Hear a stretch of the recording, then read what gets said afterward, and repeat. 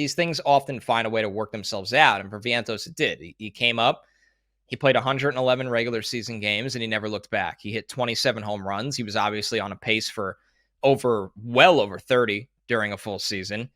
He had an OPS of 837, and that alone was enough to be an amazing story and one of the best stories of this Mets season.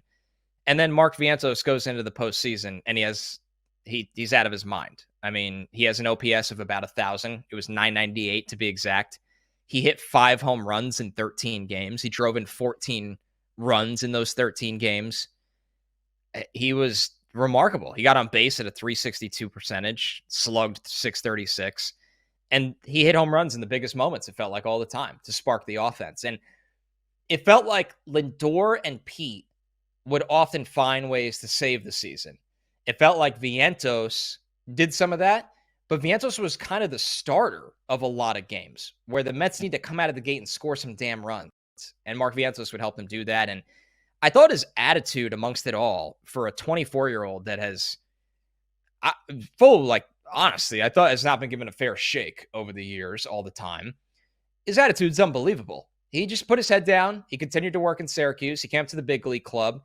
He wasn't a butcher at third base. And the whole story of it was, I don't know if we could put him out there at third base. Well, first base is blocked. DH is blocked. He was fine at third. He's never going to be a Gold Glove player, but he didn't kill you all the time. So he's right at the top of the list of reasons of why we're optimistic for the future.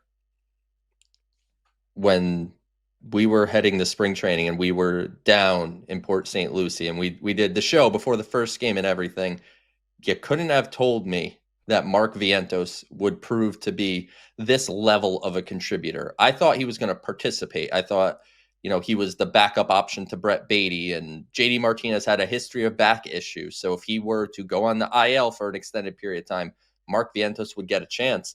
And, it is truly, and I've said this a couple times on the show, and, so forgive me, everyone who listens to every single show, if I'm going to repeat it, but I'm sure you'll appreciate it. This is a guy. You just go back over the last couple of years. We go through this timeline. 2022, didn't get an opportunity when we and a lot of people were calling for it in June to avoid trading for DHs at the deadline. Daniel Vogelback and Darren Ruff happened. Obviously, that didn't pan out. 2023, never could get a real opportunity.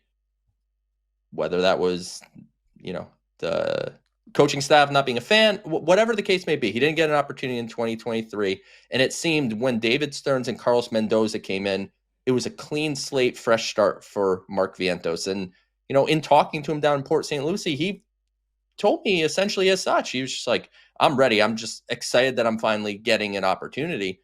And then a couple of weeks later, they signed JD Martinez, and there goes the opportunity again.